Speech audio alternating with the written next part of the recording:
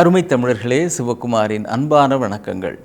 காலையில் எழுந்த உடனே காஃபி குடிக்கிற வழக்கம், டீ குடிக்கிற வழக்கம் சில பேருக்கு உண்டு, நிறைய பேருக்கு உண்டு. சில பேர் என்ன, ஆனால் அதுக்கு முன்னால் காலையில் எழுந்த உடனே ஒரு 1/2 லிட்டர் தண்ணி குடிச்சிருங்க, அது ரொம்ப நல்லது அப்படின்னு மருத்துவம் சொல்லுகிறது.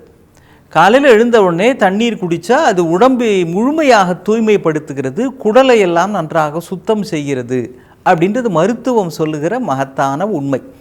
இருங்க இதுக்காக தண்ணி குடிச்சிட்டு உடனே எந்திரிச்சு போயிடாதீங்க. நிகழ்ச்சி முழுக்க முடிஞ்ச பிறகு நீங்கள் போகலாம். இப்போ தண்ணி குடித்தா தாகம் அடங்குகிறது. இது தண்ணீர் குடிப்பதனுடைய நேரடியான ஒரு விளை. சரி, இப்போ காலையில் எழுந்த உடனே எக்ஸசைஸ் பண்ணுறது, யோகா பண்ணுறது அப்படிலாம் செய்கிறாங்க இல்லைங்களா? அதே மாதிரி சைக்கிளிங் போவது கூட ஒரு அருமையான பயிற்சி. சைக்கிள் ஓட்டுறதுன்னு இப்போ நம்ம வீட்டில் சைக்கிள் அப்படின்றது ஒரு காலத்தில் இருந்தது. இப்போ எல்லாமே 2 வீலர் அப்படின்னாலே அது இந்த அந்த மாதிரியான பைக்கு, அந்த மாதிரியான வாகனங்கள்னு ஆகிப்போச்சு. ஆனால் வீட்டுக்குள்ளேயே ஓட்டுறதுக்காக இப்போ சைக்கிளே ஒரு எக்ஸசைஸ் செய்கிற கருவி மாதிரியும் புதுசாக வந்திருக்குது. ஒரே இடத்துல இருக்கும், எங்கேயும் போகாது. ஆனால் சைக்கிள் பெடலிங்லாம் அதில் வரும். எவ்வளோ தூரம் உங்களுக்கு அழுத்தம் தந்து நீங்கள் மிதிக்கணுமோ அதுக்கேற்ற மாதிரியான வசதியும் அதில் இருக்குது. இப்போ அதை நீங்கள் செய்ய முதல் நாள் செய்கிறப்போ கால் வலிக்கும், டைட்டாக இருக்கிறதுனால. பண்ண என்ன ஆகும் அப்படின்னா, காலப்போக்கில் வியர்வை அதிகமாகும், உடம்பு ஃபிட்டாக ஆகும். அந்த பயிற்சி செய்கிற காரணத்தினால் ஏற்படக்கூடிய நன்மைகள் உடம்புக்கு கிடைக்கும். சரி, மனசு உற்சாகமாக ஆகுது அப்படின்னு ஒரு உண்மை சொல்கிறாங்க. இதெல்லாம் நீங்கள் செய்கிறப்போ உள்ளுக்குள்ள டோப்போமைன் அப்படின்னு ஒன்று சுரக்குதான். அதுதான் உற்சாகமாக இருப்பதற்கு நம்மை தூண்டுகிறது. அப்போ அது மறைமுகமான விளைவு. ஓஷோ அப்படின்னு ஒரு பெரிய அறிஞர் இருந்தார், உங்களுக்கு தெரிஞ்சிருக்கும். ஆச்சாரிய ஓஷோ அருமையாக சொல்கிறாரு, வாழ்க்கை சிறப்பாக அமையிறது யாருக்கு தெரியுங்களா? யாருக்கு வாழ்க்கை சிறப்பாக அமையும்? என்ன செஞ்சாலும் அதுக்கு ஒரு நேரடி விளைவும் இருக்கும், ஒரு பக்க விளைவும் இருக்கும். இந்த 2 விளைவையும் கணக்கில் எடுத்து கொண்டு தான் ஒரு செயலை செய்வேன்னு யார் முடிவு பண்ணுறாங்களோ, அப்படி நடக்கிறாங்களோ, அவங்க வாழ்க்கை அருமையாக இருக்கும்ன்றார். என்னது நேரடி விளைவு, பக்க விளைவு? நீங்கள் என்ன செஞ்சாலும் அதுக்கு நேரடியாக ஒரு விளைவு இருக்கும். தண்ணி குடித்தா தாகம் அடங்கும், அது நேரடி விளைவு. மறைமுக விளைவு அப்படின்னா உள்ளுக்குள்ளே குடல் சுத்தமாவது தெரியாது, ரத்தம் தூய்மை அடைவது இது வெளியில் தெரியாது. இதெல்லாம் சைடு எஃபெக்ட்னு ஆங்கிலத்தில் சொல்கிறாங்க. எந்த ஒரு செயலுக்கும் இந்த 2ம் இருக்கிறது. இதை மார்ஷ்மில்லன் எக்ஸ்பெரிமெண்ட் அப்படின்னு செய்து நிரூபித்திருக்கிறார்கள். ரொம்ப அற்புதமான பரிசோதனை. ஒரு 10 பள்ளி பிள்ளைகள், அவங்களுக்குள்ள ஒரு அறைக்குள்ள எல்லாருக்கும் கையில் ஒரு ஐஸ்கிரீமை கொடுக்குறார் ஒருத்தர், சாப்பிடுங்க அப்படின்னு. இந்த பிள்ளைங்களாம் அதை சாப்பிட போகிற நேரத்தில் இருங்க சாப்பிட்றாதீங்க, அப்படியே கையில் வச்சுக்கோங்க, நான் வெளியில் போயிட்டு வருவேன், நான் வர்ற வரைக்கும் யார் ஐஸ்கிரீம் சாப்பிடாமல் இருக்கிறீங்களோ அவங்களுக்கு நான் இன்னும் 2 ஐஸ்கிரீம் கொடுப்பேன், சரியா அப்படின்னு சொல்லிட்டு அவர் போயிடுறார். இந்த 10 பிள்ளைங்களில் சில பிள்ளைங்கள்லாம் உடனே ஐஸ்கிரீமை சாப்பிட்டுடுச்சிங்க. சில பிள்ளைங்க அவர் எப்போ வருவார் அப்படின்னு வாசலையே பார்த்துக்கிட்டு இருக்குது.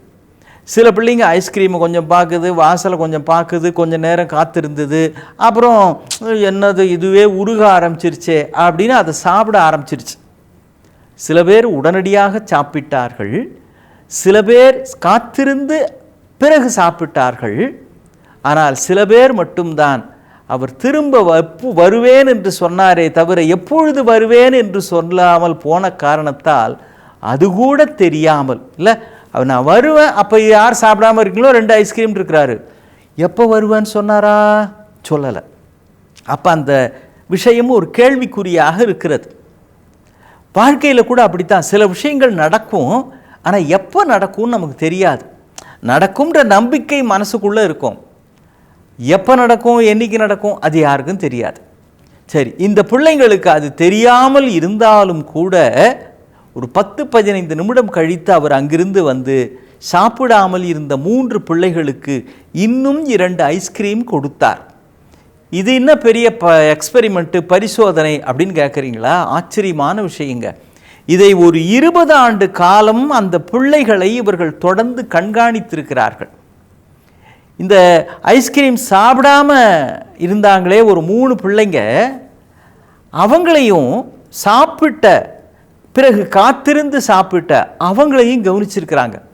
இந்த 2 பேருக்கும் முக்கியமான வித்தியாசம் என்னன்னா, சாப்பிடாமல் பொறுமையாக காத்திருந்து பிறகு கூடுதலாக 2 ஐஸ்கிரீம் பெற்ற இந்த பிள்ளைகள் பிற்காலத்தில் அவர்களுடைய ஆளுமையிலேயே பல மாற்றங்கள் இருக்கின்றன. பொறுமையாக இருக்கிறவர்கள், சில விஷயங்களை தியாகம் செய்ய காத்திருக்கிறவர்கள், சில நன்மைகள் நடக்க வேண்டும் என்றால் அதற்காக எதையும் விட்டு கொடுத்து விட்டு அதுவே கவனமாக ஃபோக்கஸ் என்று சொல்வார்களே, அப்படியும் இருக்கிறவர்கள். இப்படிப்பட்ட நல்ல பண்புகள் உள்ளவர்களாக அந்த 3 பிள்ளைகள் வளர்கிறார்கள். இப்போ பாருங்க, ஒரு ஐஸ்கிரீம் சாப்பிடாமல் வச்சிருந்து கொஞ்ச நேரத்தில் இன்னும் 2 ஐஸ்கிரீம் கிடைப்பது நேரடி விளைவு. ஆனால் 20 ஆண்டு காலத்தில் இவர்களுக்குள்ளே சில நல்ல பண்புகள் வருகிறதே, அதற்கான முன்னோட்டம் மாதிரி தான் அந்த பரிசோதனை முதல் நாள் நடந்திருக்குது. அவங்களுக்குள்ள இந்த நல்ல பண்புகள் வந்திருக்கிறது. அப்போ எதை கணக்கில் எடுத்துக்கொள்ள வேண்டும்னா, இப்பொழுது கிடைக்கிற இதை சாப்பிடுவதா அல்லது பிற்காலத்தில் வரும் என்கிற நம்பிக்கையோடு இருந்து அது கிடைக்கவில்லை என்றாலும் பரவாயில்லை என்று அதற்கும் தயாராக இருக்கிற அதை கணக்கில் எடுத்துக்கொள்வதா? இந்த 2ஐயும் கணக்கில் எடுத்துக்கொள்ளுகிறவர்கள்தான் வெற்றி பெறுகிறார்கள். சில பேருங்க ஒரு காலத்தில் மண்ணெண்ணெய்க்கு பெரிய டிமாண்ட் இருந்தது. அப்போ ஒரு ஊரில் காட்டில் ஒதுக்குப்புறமாக ஒரு ஷெட்டு மாதிரி போட்டு உள்ளுக்குள்ளே டின்னாக மண்ணெண்ணெயெல்லாம் பதுக்கல் வியாபாரம்ன்றது நடந்திருக்குது. அப்போ ரெய்டு வரும் இல்லைங்களா, அந்த மாதிரி முதலாளிக்கு தெரிஞ்சு போச்சு, டேய் இன்றைக்கி நம்ம காட்டில் இருக்கிறது தகவல் எப்படா தெரிஞ்சு போச்சுரா, அந்த மண்ணெண்ணெய் இருக்குது பாருங்கள், அது எல்லாத்தையும் குழி தோண்டி புதைச்சிருங்க, வந்துட்டு போன பிறகு பார்த்துக்கலாம் அப்படின்ட்டு இருக்கிறார். அவருக்கு வேலைக்காரங்களாக ஒரு 4-5 பேர். அவன் என்ன பண்ணா, சரிங்க ஏசமா நீங்கள் சொன்ன மாதிரியே செஞ்சிடுறேன் அப்படின்ட்டு இருக்கிறான். அவங்க வந்தாங்க, பார்த்தாங்க, போனாங்க. வந்து பார்த்தா அப்புறம் முதலாளி வர்றாரு, டின்னு காலியாக இருக்குது. எங்கடா என்ன ஆச்சு, டின்னு காலியாக இருக்குதே, வேறு எங்கேயாவது வச்சுருக்கிறீங்களான்னார். அவங்க சொன்னாங்க, இல்லைங்க நீங்கள் தான் மண்ணெண்ணெயெல்லாம் குழி தோண்டி புதைக்க சொன்னீங்கல்ல, அதனால் பெருசாக குழி தோண்டினோம். அப்புறம் என்ன பண்ணீங்க, இந்த டின்னை திறந்து மண்ணெண்ணெயெல்லாம் அதில் கொட்டிட்டு அப்புறம் மண்ணை போட்டு மூடி குழி தோண்டி புதைச்சிட்டங்க, அதனால தாங்க மண்ணெண்ணெயெல்லாம் உள்ளே பத்திரமா இருக்குதுங்கன்னா. இவன் உடனடியான விளைவைத்தான் கணக்கில் எடுத்துக்கிட்டானே தவிர மறைமுக விளைவாக இருப்பதுன்னு இந்த முதலாளிகிட்டேருந்து இவனுக்கு கிடைக்க போகிற விளைவை பற்றி கவலையே படலை. 2ஐயும் கணக்கில் எடுத்துக்கொள்ளுகிறவர்கள் தான் வாழ்வில் வெற்றி பெறுகிறார்கள். சில பேர் குழி தோண்டி புதைக்கப்பட வேண்டியவர்கள் என்பதை காலம் நிரூபித்து விடுகிறது. மீண்டும் சந்திப்போம். வணக்கம்.